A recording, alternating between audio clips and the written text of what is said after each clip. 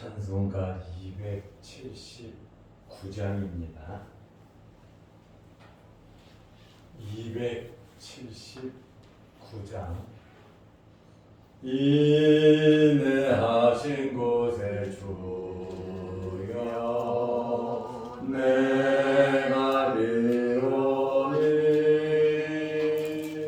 죄인오라 하실 때에 날 부르소서. 주여 주여 내가 비오니 죄인오라 하실 때에 날 부르소서. 자비하신 보좌 앞에 꿇어 엎드려 자복하고 회개하니 믿음 주소서. 주여 주여 내가 비오니 죄인오라 하실 때에 날 부르소서. 주의 공로 의지하여 주께 가오니 상한 마음을 고치시고 구원하소서.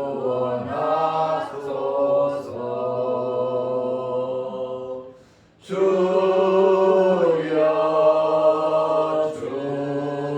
주여 내가 비오니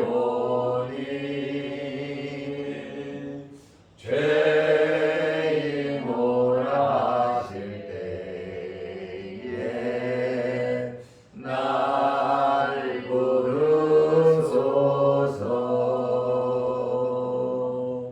만복 근원 우리 주여 위로하소서.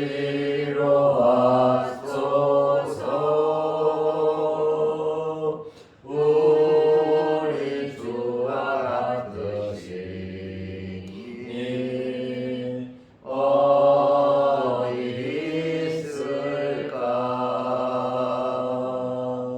주여 주여 내가 비오니 죄인오라 하실 때에 날 부르소서.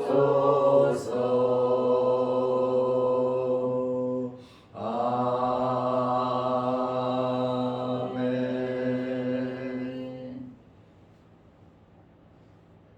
사도 심경으로 우리의 신앙을 고백하겠습니다. 전능하사 천지를 만드신 하나님 아버지를 내가 믿사오며 그 외아들 우리 주 예수 그리스도를 믿사오니 이는 성령으로 잉태하사 동정녀 마리아에게 나시고 본디오 빌라도에게 고난을 받으사 십자가에 못 박혀 죽으시고 장사한 지 사흘 만에 죽은 자 가운데서 다시 살아나시며 하늘에 오르사 전능하신 하나님 우편에 앉아 계시다가 저리로서 산자와 죽은 자를 심판하러 오시리라. 성령을 믿사오며 거룩한 공예와 성도가 서로 교통하는 것과 죄를 사하여 주시는 것과 몸이 다시 사는 것과 영원히 사는 것을 믿사옵나이다. 아멘. 하나님의 말씀 마태복음 18장 15절에서 17절 말씀까지 보겠습니다. 내 형제가 죄를 범하거든 가서 너와 그 사람과만 상대하여 권고하라.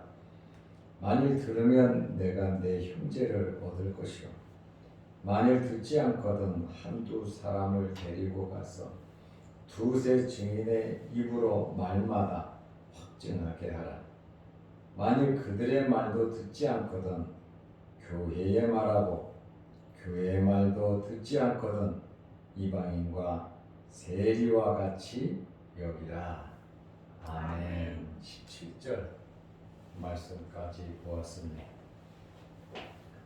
형제가 죄를 범하면 어떻게 해야 하는가? 성경적인 질서를 말하고 있습니다. 죄를 지은 사람은 어떻게 처리해야 하는지 오늘 우리에게 설명하고 있습니다. 우리가 어제까지는 어린 아이, 작은 자에 대한 말씀을 들었습니다. 이제는 작은 자, 어린 아이가 아니라 형제라고 말을 하고 있습니다. 어린 아이, 작은 자나 형제나 다 예수를 믿는 하나님의 백성을 의미하고 있습니다. 특별히 형제는 같은 종교를 가진 자, 같은 종교적 공동체의 일원으로서 믿음의 동료, 신앙의 동지, 그러니까 같이 교회를 다니고 같이 예수를 믿는 사람을 의미하고 있습니다. 근데 형제가 죄를 범하면 어떻게 하라고 했습니까? 마태복음 18장 15절에 보면 내 형제가 죄를 범하거든, 여기 죄라고 하는 말에 사자가 적혀 있어요. 그래서 밑으로 내려가서 보면 어떤 사본에는 내게 죄를, 그러니까 나에게 죄를 범했을 경우, 또 이 사본을 빼면 내 형제가 죄를 범했을 경우에 가서 너와 그 사람과만 상대하여 권고하라. 만일 들으면 내가 내 형제를 얻은 것이요 그랬습니다. 죄를 지은 사람을 어떻게 처리해야 하는가? 1차적으로는 너와 단 둘이서 상대하고 권고하라는 거예요. 외부에다가 발설하지 말고 덕이 있고 또 그 사람의 신앙의 유익을 위해서 남의 잘못을 들추어내서 이 사람 저 사람에게 말하는 것은 좋은 것은 아닙니다. 여기서 말하는 죄는 하나님께 대한 근원적이고 궁극적인 범죄가 아니라 성도 상호간에 범죄한 그러한 경우를 말하고 있습니다. 죄를 지은 형제를 철저하게 보호하기 위함입니다. 그런데 죄를 고백하고 잘못을 시인한다고 하는 것은 정말로 쉬운 일은 아닙니다. 그래서 권고하라고 하는 이 말은 그 죄를 누출시키고 끄집어내는 거예요. 다시 말하면 빛으로 가져오다. 1대1로 사람을 만나는 것은 죄를 용서하고 잘 지내자고 말을 하는 것이죠. 그러지 않으면 정죄를 해버리고 상대 안 하고 저 나쁜 사람이라고 그냥 던져버리면 되지요. 그리고 손해본 것이 있으면 그 사람에게 청구하면 되겠죠. 여기 권고한다라고 하는 것은 자신의 죄에 대해서 확실하게 알게 하는 것입니다. 이것은 정당하게 꾸짖고 계도하는 것입니다. 질타하거나 정죄하거나 판단하려고 하는 것이 아니라 참 형제로 얻고자 함입니다. 형제가 겸손하게 죄를 인정하고 받아들이면 형제가 되는 것입니다. 용서하기 위해서 만나는 거예요. 사랑하는 마음으로 예수 그리스도의 사랑으로 1차적으로 만나는 거예요. 받아들이면 그 권고를 받아들이면 감사한 거죠. 끌어안고 손을 잡고 용서가 되겠죠. 그러나 받아들이지 않는다면 어떻게 해야 하겠는가? 우리는 이를 위하여 참고 인내하는 지혜가 있어야 하는 것입니다. 1대1로 만나서 권고하는데 발뺌을 하고 증거 내놓으라 그러고 나는 그런 적이 없다라고 할 때에 두 번째는 마태복음 18장 16절에 만일 듣지 않거든 한두 사람을 데리고 가서 두세 증인의 입으로 말마다 확증하게 하라. 실족하지 않기 위해서. 실족한다는 것은 주님께서 원하는 것이 아닙니다. 그렇다 보니까 이 일을 아는 사람들, 당사자들, 관계된 사람들, 그 사람들을 부르라는 거예요.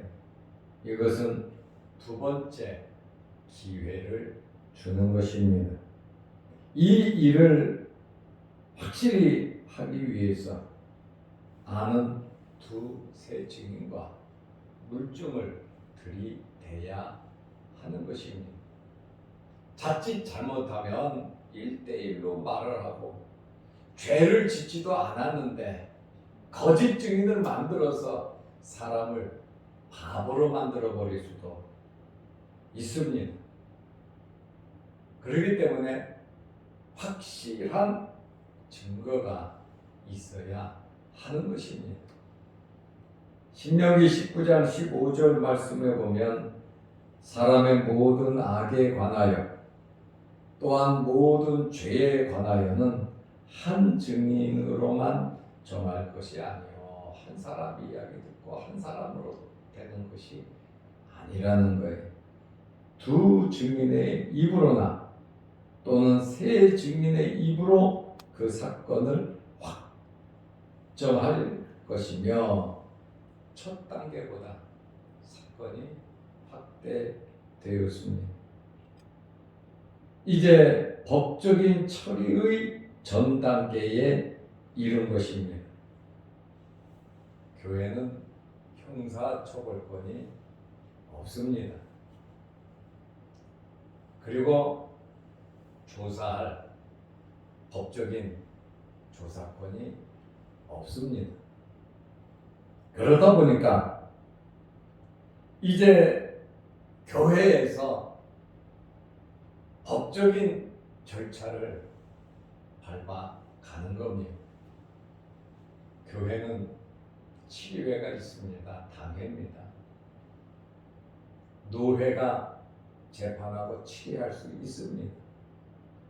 총회가 재판하고 치리할 수가 있습니다. 억울함이 있어서는 안 됩니다.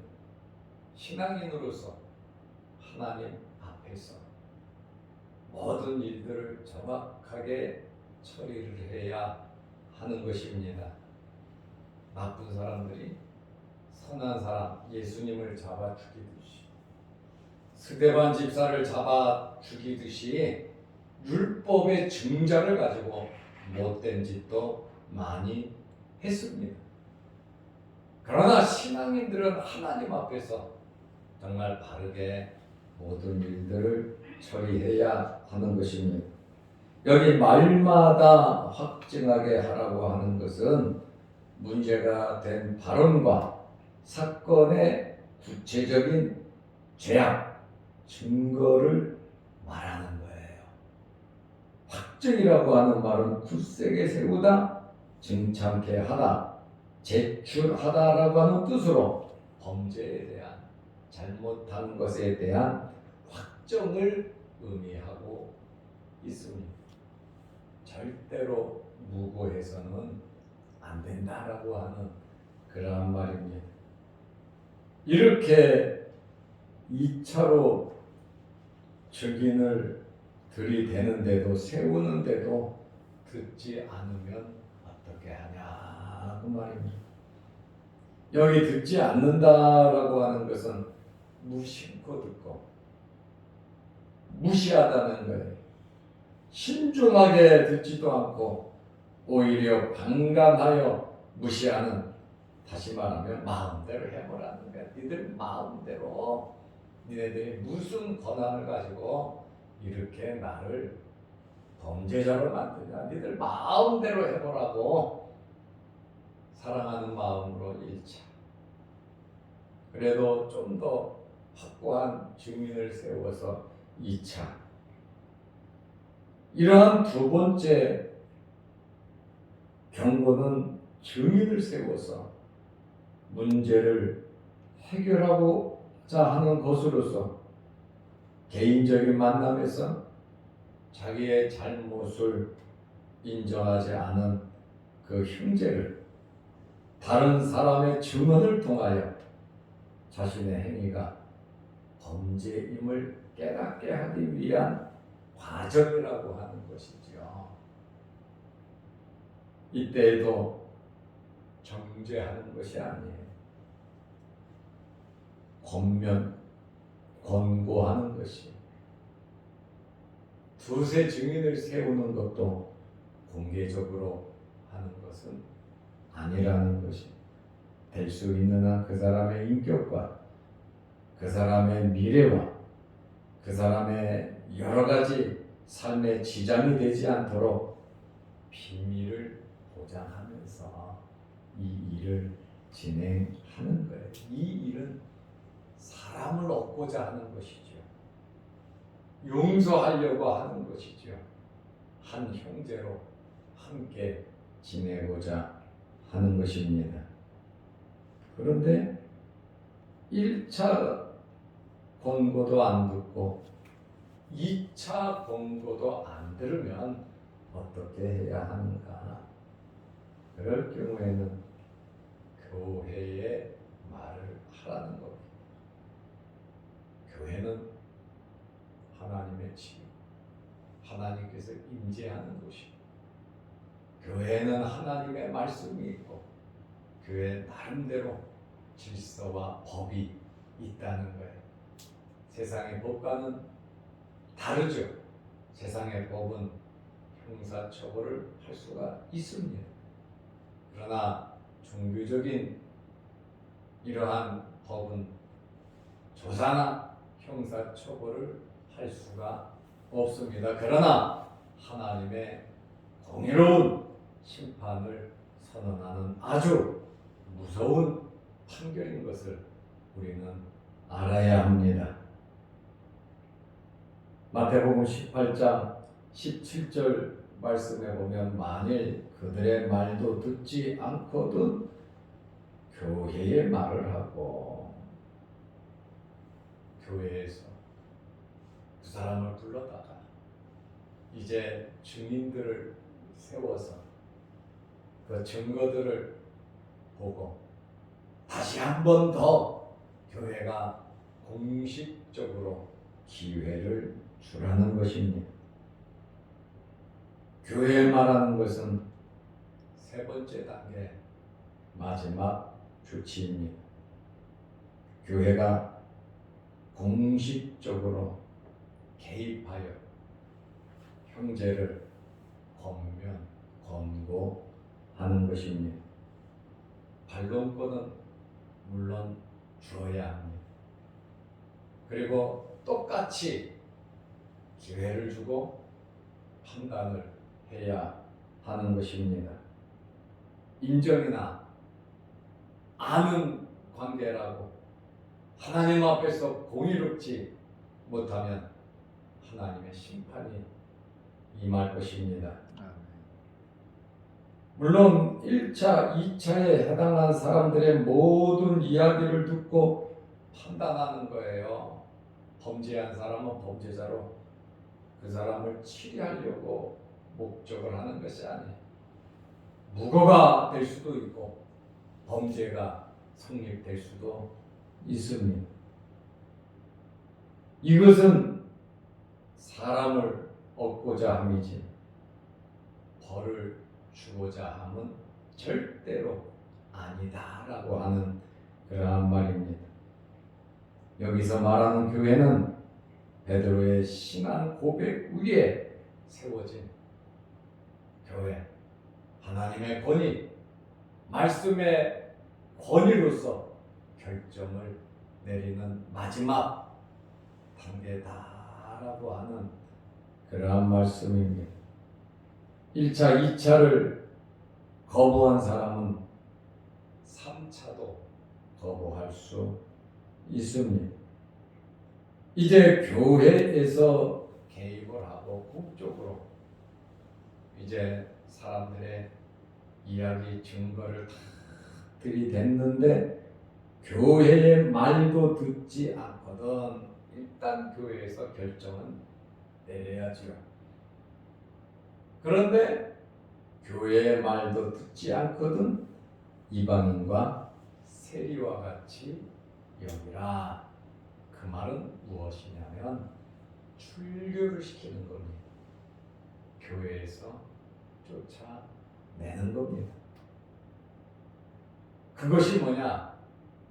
너는 하나님의 백성이 아니라는 거예요. 너는 세상 사람과 똑같다 하고 교회에서 그리스도의 이름, 성부, 성자, 성령의 이름으로 선언을 하는 겁니다. 그래서 유대인들이 가장 무서워하는 것이 출교입니다. 유대의 회중에서 띄어내버리는 거예요. 성전에도 못 가고 예배도 못 드리고 하나님께 나아갈 수가 없기 때문에 그것이 가장 무섭고 두려운 형벌이에요. 그런데 오늘 여기에서 말하는 교회의 말을 듣지 않는다라고 하는 이것은 이방인과 세리와 같이 여기라. 여기서 이 교회에서 나를 정죄하고 쫓아내? 다른 교회 가면 되지. 다른 데 가서 신앙생활하면 되지. 그거 가지고. 그런데 여러분 그것은 하나님 앞에서 어디 가나 유효하다는 거예요. 내 양심에 화인 맞고 내가 그 잘못한 것을 다 잊어버리고 그냥 구렁이 담 넘어가면 다른 데 가갖고 열심히 해서 교회 직분을 받았다 칩시다. 그것이 과연 하나님께서 기뻐하시는 방법인가? 절대로 하나님께서 기뻐하시는 그런 방법이 아니라고 하는 그러한 말씀이에요. 그래서 이방인과 세리와 같이 여기라고 하는 것은 단체 밖의 사람으로 여기는 너는 교인이 아니다. 하나님의 백성이 아니다라고 하는 선언이거든. 이것처럼 목사가 아니다. 장로가 아니다. 너는 권사 집사가 아니다. 그거는 있을 수 있어요. 그것은 죄를 지었으니까 그렇게 판결을 할 수가 있어요. 그러나 너는 하나님의 백성이 아니다라고 쫓아냈을 때 그것은 여러분 심각한 겁니다. 내가 직분은 면직되고 잘못될 수도 있다 할지라도 너는 하나님의 백성이 아니다라고 하는 이 말은 모든 것이 무효가 되어버린단 말이에요. 이단을 쫓았던 92년도 이단을 쫓았던 목사님들 노예에서 다 면직을 시켰어요. 그러니까 목사가 아니죠. 그래서 이분들이 회개를 하고 노예 앞에 공식적으로 회개를 하고 그 다음에 다시 강도사 고시를 보고 목사 안수를 받아서 목회하는 분이 있어요. 아유, 네가 나를 잘라도 나는 교회 지금 목사인데, 아유, 다른 데 가서 다른 교단 가서 목회하면 되지. 그런데 그게 그렇지 않단 말입니다. 영적인 질서가. 하나님을 믿는다면 교회의 권위와 교회의 질서와 교회의 결정을 존중해야 되는 거예요. 아니면 말고요, 그것이 아니에요. 그것은 천국에까지 가지고 가는 겁니다. 그래서 정말 지금 열심히 목회도 하고 노예에서 노예장도 되고 노예를 잘 섬기는, 그때 이야기만 하면 자기가 잘못했다고 회개를 해요. 그러나 그 잘못을 자꾸 들추어낼 필요는 없지요. 그러나 목사가 면직되는 것보다 더 쓰리고 아픈 것은 출교시키는 거예요. 그것은 다시 세례받고 다시 시작해야 해요. 쫓겨났으니까 세상 사람과 똑같이 돼버렸단 말입니다. 3번에 걸친 시도에도 회개하지 않고 잘못을 인정하지 않으면 교회 차원에서 일체의 교류와 친교를 하지 말고 접촉을 피하라고 예수님께서 하시는 말씀이에요. 그냥 둥글둥글하게 신앙생활 하는 것도 좋지요.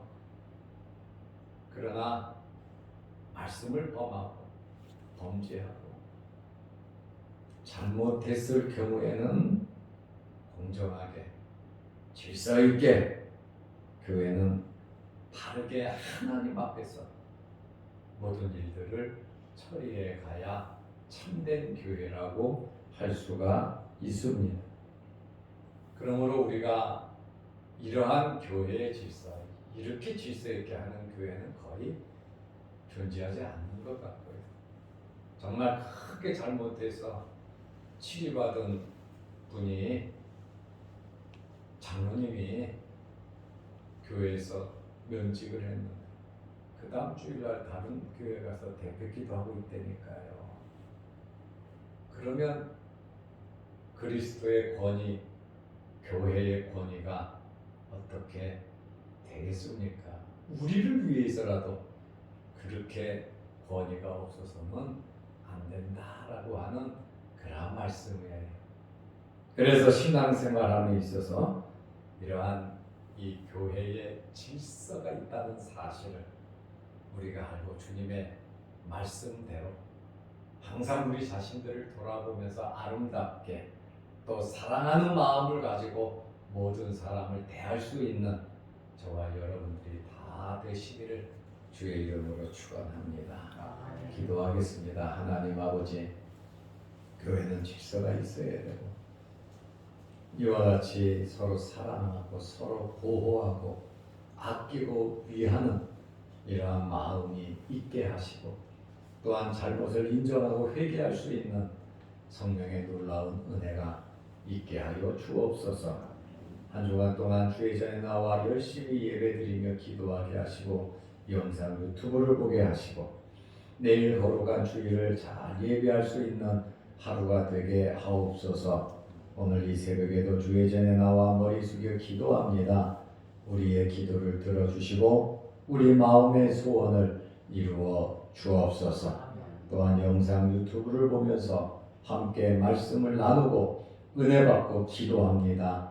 하나님 응답하여 주옵소서. 예수님의 이름으로 기도드리옵나이다. 아멘. 하늘에 계신 우리 아버지여, 이름이 거룩히 여김을 받으시오며 나라 임하옵시며 뜻이 하늘에서 이룬 것 같이 땅에서도 이루어지이다. 오늘날 우리에게 일용할 양식을 주옵시고 우리가 우리에게 죄 지은 자를 사하여 준 것 같이 우리 죄를 사하여 주옵시고 우리를 시험에 들게 하지 마옵시고 다만 악에서 구하옵소서. 대개 나라와 권세와 영광이 아버지께 영원히 싸움나이다. 아멘. 자유로 기도하시기 바랍니다.